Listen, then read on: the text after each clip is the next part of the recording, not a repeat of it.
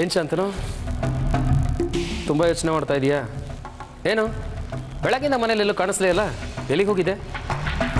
ಸ್ವಲ್ಪ ಕೆಲಸ ಇತ್ತು, ಆಚೆ ಹೋಗಿದೆ. ಓ, ಏನು ಕೆಲಸ? ಬಿಸ್ನೆಸ್ ಮಾಡಬೇಕು ಅಂತ ಇದ್ದಿದ್ರೆ ಮನೇಲೆ ಕುತ್ಕೊಂಡು ಫೋನಲ್ಲಿ ಡೀಲ್ ಮಾಡ್ತಿದ್ದೆ. ಇದು ಬೇರೆ ಕೆಲಸ. ಓ, ಹಾಗಾದ್ರೆ ಸರಿ.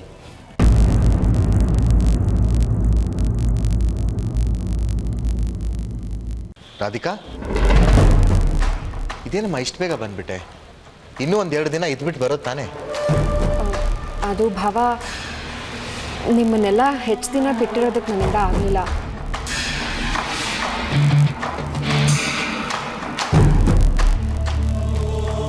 ಅದಕ್ಕೆ ಬಂದ್ಬಿಟ್ಟೆ. ಅದು ಅಲ್ಲದೆ ಈ ಮನೆಯಲ್ಲಿ ಯಾವ ಕ್ಷಣ ಏನಾಗುತ್ತೋ ಅನ್ನೋ ಭಯ ಶುರುವಾಗ್ಬಿಡ್ತು.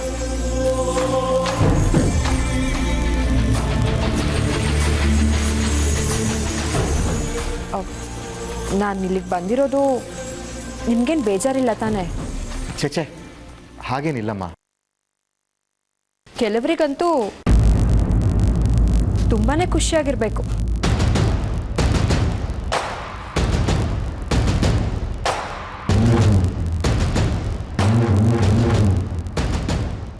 ಅಲ್ಲ ರಾಧಿಕಾ, ದೇವಕಿ ಅಷ್ಟೊಂದು ಪ್ರೀತಿಯಿಂದ ಕರ್ಕೊಂಡು ಹೋದ್ರು, ನೀನು ಇಷ್ಟು ಬೇಗ ಬಂದ್ಬಿಟ್ಟಿದ್ಯಲ್ಲ, ಇನ್ನೂ ಒಂದು ಸ್ವಲ್ಪ ದಿನ ಇದ್ದು ಬರ್ಬೋದಾಗಿತ್ತಲ್ವಾ?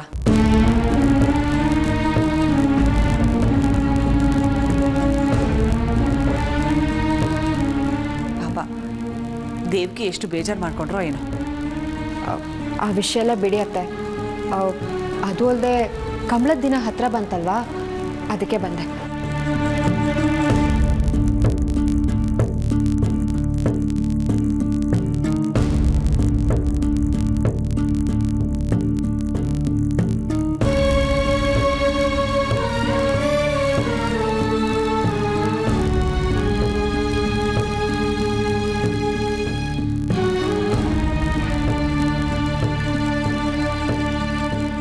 ಏನಾಗಿದೆ ಈ ಹುಡುಗಿಗೆ?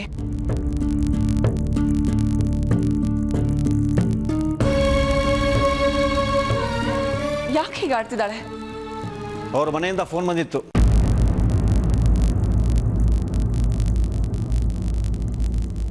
ಶಾಸ್ತ್ರಿಗಳಿಗೂ ಹೇಳದೆ ಬಂದಿದ್ದಾಳಂತೆ.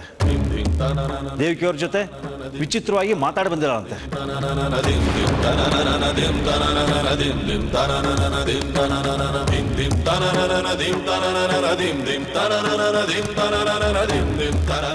ಎಲ್ಲ ಸರಿ ಹೋಯ್ತು ಅನ್ಕೊಂಡ್ರೆ ಮತ್ತೆ ಹುಚ್ಚಿ ಥರ ಆಡ್ತಾ ಇದ್ದಾಳೆ. ಈ ಮನೆಗಿದು ಮುಗಿದೇ ಇರುವಂತ ಸಂಕಟ ಬಿಡಿ.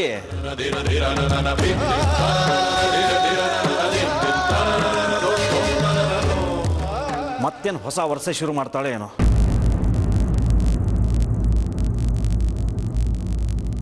ನೋಡಿ ಅತ್ಗೆ, ಅವಳನ್ನ ಮನೆಯಿಂದ ಹೊರಗಡೆ ಹೋಗ್ದಿರೋ ಹಾಗೆ ನೋಡ್ಕೊಳ್ಳಿ.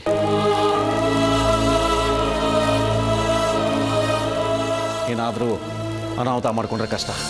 ಮನೆಯಲ್ಲೇ ಬಿದ್ದಿರಲಿ.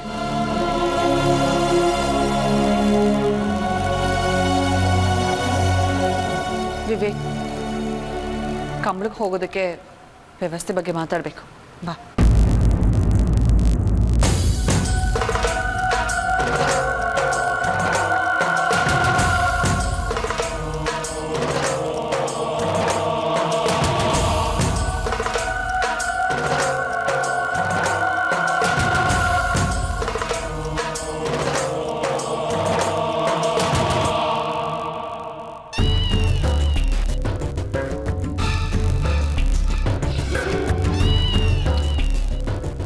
ಶಾಂತನು, ರಾಧಿಕಾನ ನಾವು ಹುಚ್ಚಿ ಮಾಡೋ ಪ್ರಯತ್ನ ಬೇಕಾಗಿಲ್ಲ. ನಾವು ಯಾವ ಪ್ರಯತ್ನನೂ ಮಾಡದೆ ಅವಳಾಗೊಳೆ ಹುಚ್ಚಿ ಥರ ಆಡ್ತಿದ್ದಾಳೆ. ನೋಡು, ಅಪ್ಪ ಅಮ್ಮಂಗೂ ಹೇಳ್ದೆ ಕೇಳದೆ ಮನೆ ಬಿಟ್ಟು ಬಂದಿದ್ದಾಳೆ ಅಂದರೆ ನಾವು ಕೊಡ್ತಿರೋ ಟ್ರೀಟ್ಮೆಂಟು ವರ್ಕೌಟ್ ಆಗ್ತಿದೆ.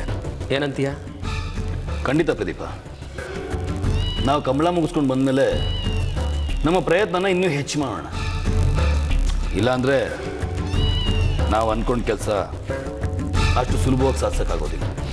ಮೊದಲು ಈ ಕಂಬಳ ಒಂದಾಗಲಿ ಶಾಂತನು, ಆಮೇಲೆ ನೀನು ಧರ್ಮಾಧಿಕಾರಿ ಆಗೋದಕ್ಕೆ ವ್ಯವಸ್ಥೆನ ನಾನು ಮಾಡ್ತೀನಿ.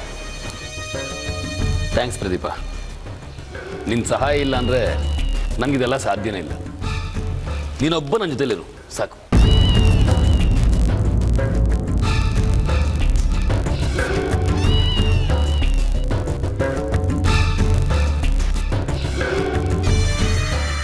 ಜೊತೆಲೇ ಇರ್ತೀನಿ ಶಾಂತನು, ಜೊತೆಲಿದ್ಕೊಂಡು ನಿನ್ನ ಕೆಲಸ ಮಾಡಿಕೊಡ್ತೀನಿ ಅಂದ್ಕೋಬೇಡ. ಈ ಮನೆಗೆ ಒಳ್ಳೇದಾಗೋದನ್ನು, ಪ್ರದೀಪಂಗೆ ಉಪಯೋಗ ಆಗೋದನ್ನು ಮಾತ್ರ ಮಾಡ್ತೀನಿ.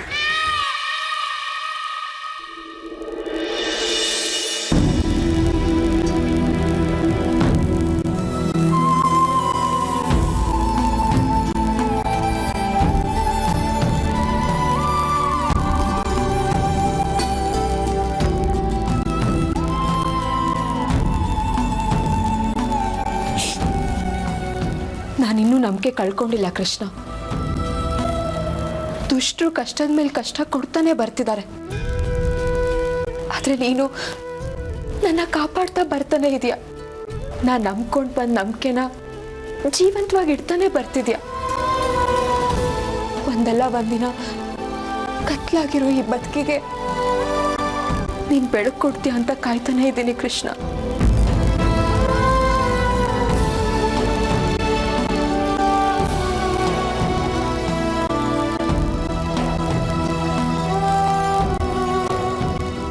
ಅದಕ್ಕೆ ಕೃಷ್ಣ ಇಲ್ಲ,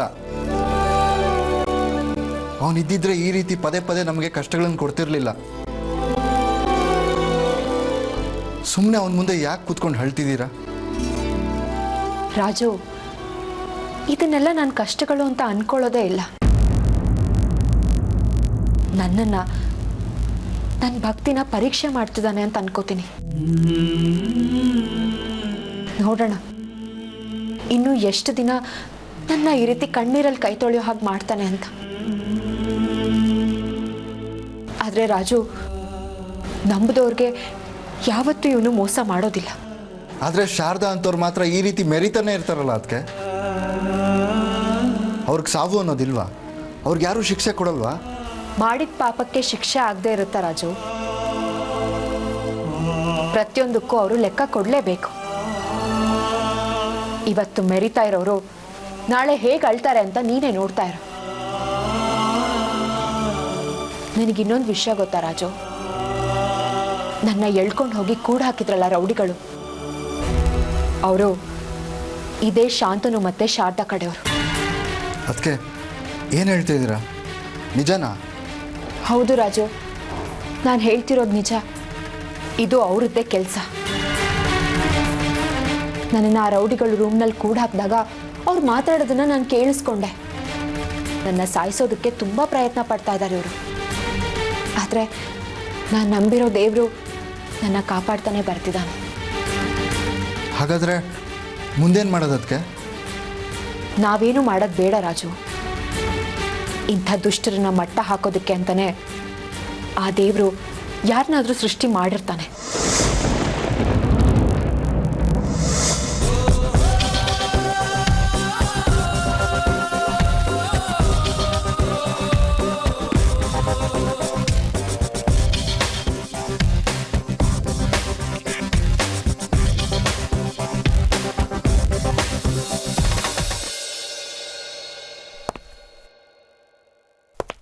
ರಾಕ್ಷಸರ ಅಟ್ಟಹಾಸ ಮಿತಿ ಮೀರಿದಾಗ ಆ ದೇವರು ಒಂದಲ್ಲ ಒಂದು ಅವತಾರದಲ್ಲಿ ಹುಟ್ಟು ಬಂದಿಲ್ವಾ? ಇದು ಕೂಡ ಹಾಗೆ ರಾಜು.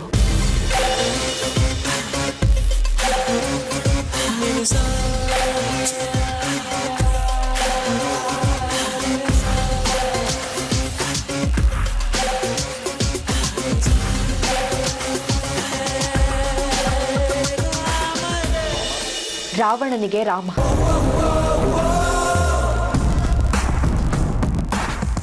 ಕಂಸನ್ಗೆ ಕೃಷ್ಣ,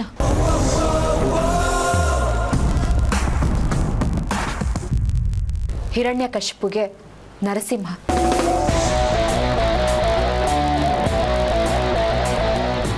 ಬಲಿಗೆ Vamana.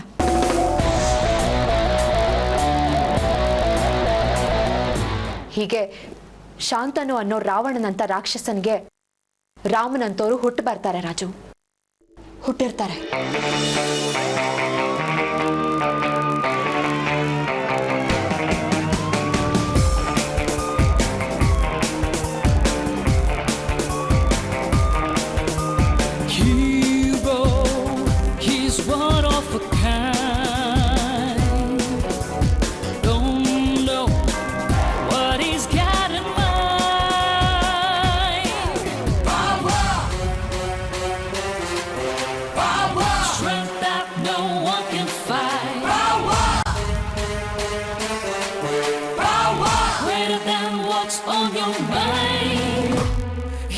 on the phone. He's on the phone. Walking fine. Greater than what's on your mind. He's on the phone. He's on the phone. ನನ್ನ ಕಷ್ಟಗಳು ಮುಗಿತಾ ಬಂದ್ವು ಅಂತ ಅನಿಸ್ತಿದೆ.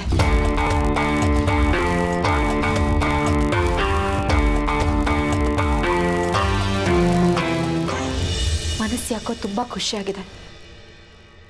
ನನ್ನ ಸಂತೋಷದ ಗಳಿಗೆಗಳು ನನ್ನ ಎದುರುಗಡೆ ಬರುತ್ತೆ ಅಂತ ಅನಿಸ್ತಿದೆ.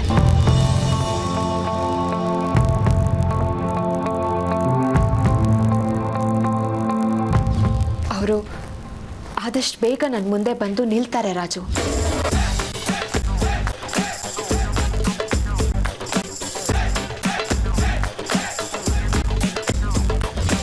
ನಾನು ಹೇಳೋದು ಕೇಳೋರ್ಗೆ ತಮಾಷೆ ಅಂತ ಅನ್ನಿಸ್ಬೋದು, ಆದರೆ ನನ್ನ ಮನಸ್ಸು ಹೇಳೋದನ್ನ ನಾನು ಒಪ್ಕೊಳ್ದೆ ಹೇಗಿರಲಿ ಹೇಳು?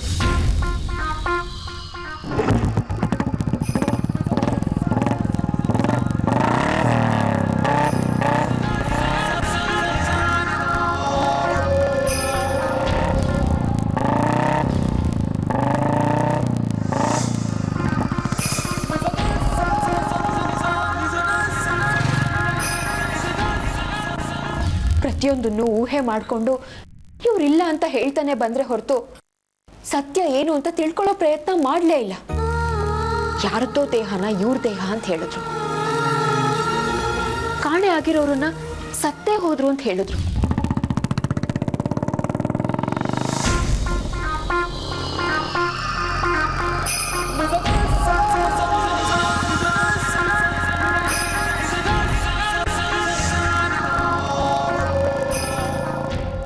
ಒಂದು ಪರಿಶುದ್ಧವಾದ ಪ್ರೀತಿ ಕೊನೆ ಆಗೋದಕ್ಕೆ ಸಾಧ್ಯನೇ ಇಲ್ಲ ರಾಜು. ನಾವು ಅನ್ಕೊಳ್ಳೋದೆ ಒಂದಾದ್ರೆ ಆ ದೇವ್ರಿಚ್ಛೆನೆ ಬೇರೆ ಆಗಿರುತ್ತೆ.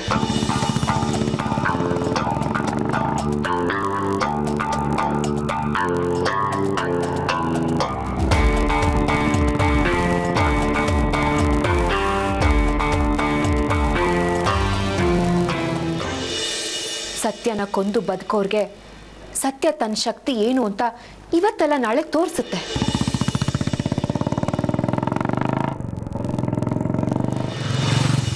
ನಾನು ಕೃಷ್ಣನನ್ನ ನಂಬಿರೋಳು. ನನ್ನ ನಂಬಿಕೆ ಸುಳ್ಳಾಗೋದಕ್ಕೆ ಸಾಧ್ಯನೇ ಇಲ್ಲ. ಅವರೆಲ್ಲೋ ನನಗೋಸ್ಕರ ಕಾಯ್ತಾ ಇರ್ತಾರೆ.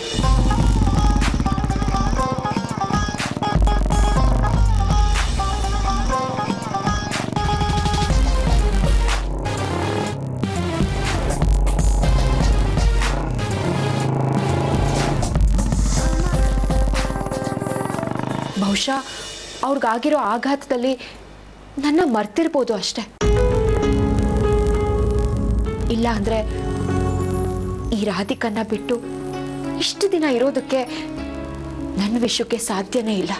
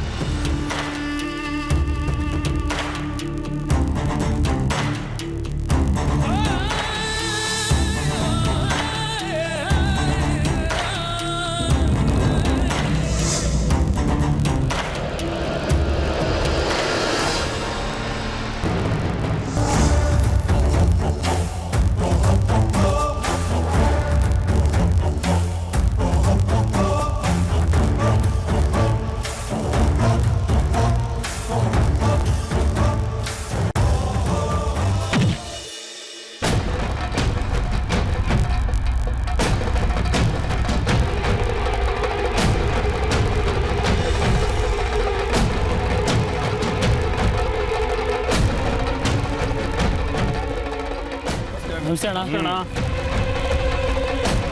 ಇವರೇ ಶ್ರೀ ಕಡೆ ಹುಡುಗರು, ಅವ್ರಿಗೆ ಸಪೋರ್ಟ್ ಮಾಡಿಕೊಂಡು ನಮಗೆ ದ್ರೋಹ ಮಾಡ್ತಿರೋದು.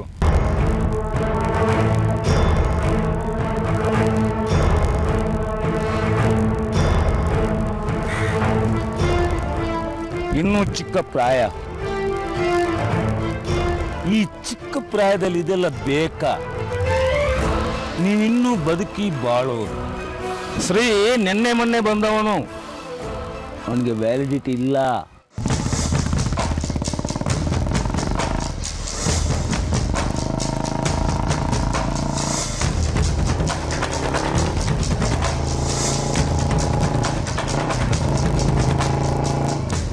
ಅವನ ಜೊತೆ ಸೇರಿದ್ರೆ ನಿಮ್ಮ ಪಾಲು ನಾಯಿ ಪಾಡಾಗತ್ತೆ. ನನ್ನ ಜೊತೆ ನಾಯಿಯಾಗಿ ಇರ್ತೀರಾ, ಬೀದಿ ಹೆಣ ಆಗ್ತೀರಾ? ತಪ್ಪಾಯ್ತು ಸರ್, ಇನ್ನು ಮುಂದೆ ನಿಮ್ಮ ಜೊತೆ ಇರ್ತೀನಿ ಸರ್. ಎದರ್ಕೊಂಡ್ ಬಿಟ್ರು ಪಾಪ, ಬಿಚ್ಚಿರು ಕಟ್ಟ ಬಿಚ್ಚಿರು.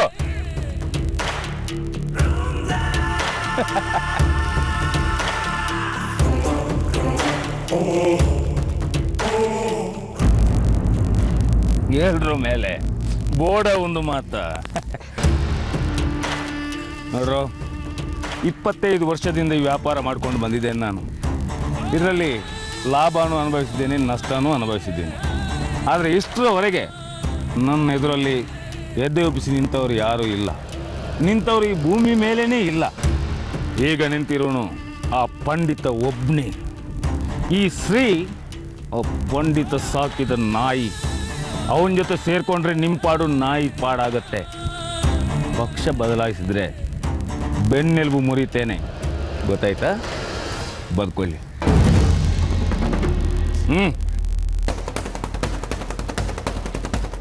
ಅಣ್ಣ, ತಿಂಗಳ ಆದಾಯ ಕಡಿಮೆ ಆಗ್ತಿದೆ. ಹೋದ ತಿಂಗಳಿಗಿಂತ ಈ ತಿಂಗಳು 10 ಲಕ್ಷ ಕಡಿಮೆ ಆಗಿದೆ. ಅಣ್ಣ, ಎಲ್ಲ ಶ್ರೀ ಕಡೆ ಇರತಕ್ಕಂತ ಇದ್ದಾರೆ ಅಣ್ಣ. ಈಗ ಬಿಟ್ಟರೆ ಪಂಡಿತ್ ಚಿಗುರ್ಕೊಂಡು ಬಿಡ್ತಾನೆ. ಎಲ್ಲಿ ಚಿಗುರ್ಕೋತಾನೆ ಅವನು? ನಾನು ಮುರಿದ ಕಾಲಂತೂ ಚಿಗುರೋಕೆ ಸಾಧ್ಯನೇ ಇಲ್ಲ. ಇನ್ನು ಆ ಶ್ರೀ, ಆ ಪಂಡಿತ್ಗೆ ಕೊನೆ ಕಾಲಕ್ಕೆ ಆಶ್ರಯ ಆಗೋಕೆ ಬಂದವನವನು. ಇದೇ ಕಾರಣಕ್ಕೆ ಇರಬೇಕು ಪಂಡಿತ್ ಅವನನ್ನು ಇಲ್ಲಿ ಕರ್ಕೊಂಡು ಬಂದು ಇರಿಸ್ಕೊಂಡಿದ್ದಾನೆ. ಇಲ್ಲಿ ಬಿಡು, ಎಲ್ಲಿದ್ದಾನವನು?